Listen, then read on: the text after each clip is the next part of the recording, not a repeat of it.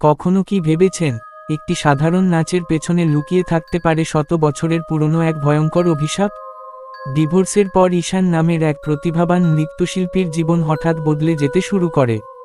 প্রতি রাতে সে অদৃশ্য কারো সঙ্গে নাচত, আর সেই নাচের সঙ্গে জড়িয়ে ছিল এক মৃত নৃত্যশিল্পীর আত্মা। ধীরে ধীরে ঈশান হারিয়ে যায় এক অশুভ শক্তির কবলে, আর শুরু হয় মৃত্যুর এক ভয়ঙ্কর খেলা।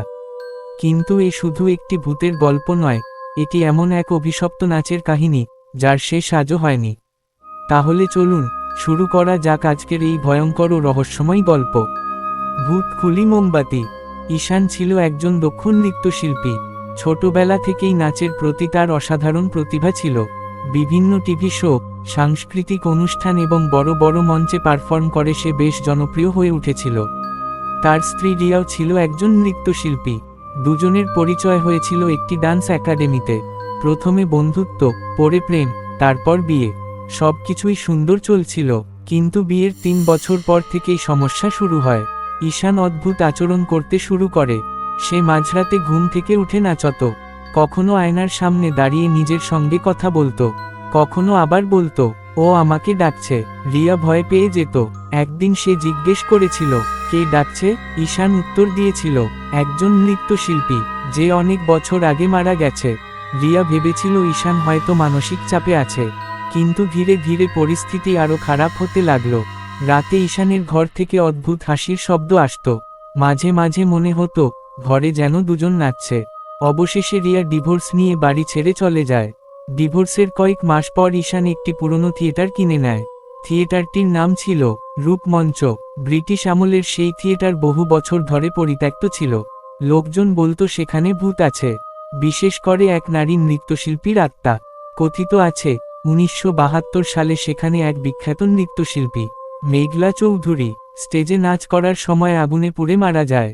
মৃত্যুর আগে সে চিৎকার করে বলেছিল, আমার শেষ নাচ এখনো শেষ হয়নি। তারপর থেকেই থিয়েটারটি অভিশপ্ত হয়ে যায়। ঈশান এসব বিশ্বাস করত না। সে থিয়েটারটি সংস্কার করে নতুন ডান্স স্টুডিও বানানোর সিদ্ধান্ত নেয়। কিন্তু প্রথম দিন থেকেই অদ্ভুত ঘটনা শুরু হয়। এক রাতে সিসিটিভিতে দেখা গেল খালি স্টেজে একটি সাদা পোশাক পরা মেয়ে নাচছে। ভিডিওতে তার মুখ স্পষ্ট ছিল না, কিন্তু তার নাচের ভঙ্গি ছিল অসাধারণ। পরদিন ফুটেজ দেখার পর ঈশান মুগ্ধ হয়ে যায়। সে ভিডিওটি বারবার দেখতে থাকে। তারপর থেকেই তার জীবন বদলে যেতে শুরু করে। প্রতিদিন রাত হলেই ঈশান সেই নাচ অনুকরণ করতে শুরু করল। অদ্ভুতভাবে তার দক্ষতা বেড়ে যাচ্ছিল। যে স্টেপ সে আগে পারত না, এখন অনায়াসে করতে পারছে। লোকজন অবাক হয়ে গেল। একদিন তার বন্ধু অর্ণব বলল, তুই এত দ্রুত উন্নতি করছিস কিভাবে? ঈশান হেসে বলল, ও আমাকে শেখায়। ওকে? মেঘলা? অর্ণবের শরীর ঠান্ডা হয়ে গেল, কারণ মেঘলা তো অনেক আগেই মারা গেছে। সেই রাতেই অর্ণব থিয়েটারে যায়। সে দেখতে পায় ঈশান একা নয়, তার সামনে সত্যিই একজন নারী নাচছে। সাদা শাড়ি, লম্বা চুল, পোড়া মুখ, আর দুটো জ্বলন্ত চোখ। অর্ণব ভয়ে চিৎকার করে পালিয়ে যায়, কিন্তু ঈশান যেন কিছুই বুঝতে পারেনি। এরপর থেকে ঈশানের শরীরে পরিবর্তন আসতে লাগলো। তার হাত পা অস্বাভাবিকভাবে মোচড়াতে শুরু করলো। কখনো কখনো সে ঘন্টার পর ঘন্টা না খেয়ে শুধু নাচত। ডাক্তার দেখিয়েও কোনো লাভ হলো না। এক রাতে সে লাইভ পারফরমেন্স করছিল, হাজার হাজার দর্শক উপস্থিত। হঠাৎ স্টেজের আলো নিভে যায়। কয়েক সেকেন্ড পর আলো জ্বলতেই সবাই দেখে ঈশানের পাশে আরেকজন নৃত্যশিল্পী দাঁড়িয়ে আছে। সাদা পোশাক, পোড়া মুখ, দীর্ঘ চুল। দর্শকরা ভেবেছিল এটা শোর অংশ, কিন্তু পরের মুহূর্তেই সেই নারী মিলিয়ে যায়, আর ঈশান মাটিতে পড়ে অজ্ঞান হয়ে যায়।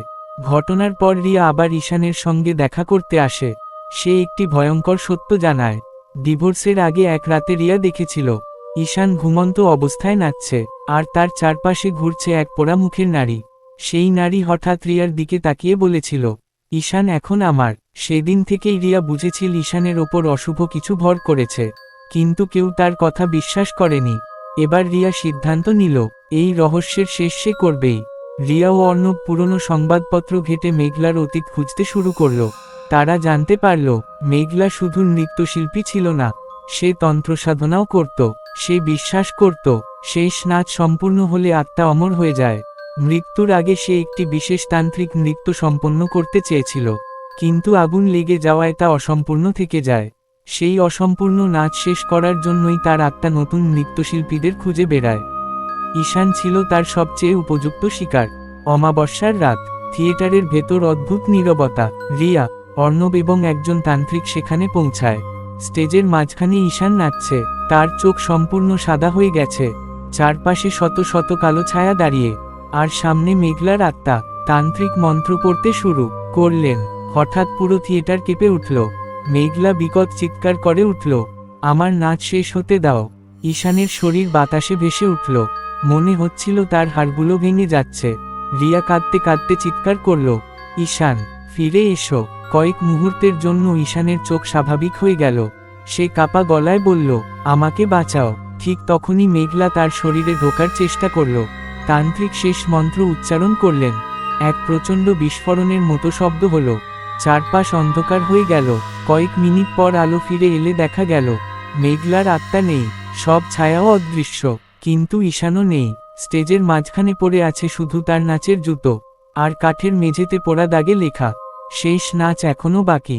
ঈশানের নিখোঁজ হওয়ার ঘটনার পর কেটে গিয়েছিল প্রায় 5 বছর। রূপমঞ্চ, থিয়েটার এখন সম্পূর্ণ পরিত্যক্ত। জং ধরা গেট, ভাঙা জানালা আর ধুলায় ঢাকা মঞ্চ যেন সময়ের সঙ্গে সঙ্গে আরও ভয়ঙ্কর হয়ে উঠেছিল। কিন্তু অদ্ভুত বিষয় হল, প্রতি অমাবস্যার রাতে আশেপাশের মানুষ এখনও সেই একই শব্দ শুনতে পেত। ঠক ঠক ঠক, মনে হতো কেউ কাঠের মেঝেতে নাচছে। পুলিশ বহুবার তদন্ত করেছে, কেউ কিছু খুঁজে পায়নি। থিয়েটারের ভেতরে ঢুকলে শুধু ঠান্ডা বাতাস আর এক অজানা আতঙ্ক অনুভব হতো।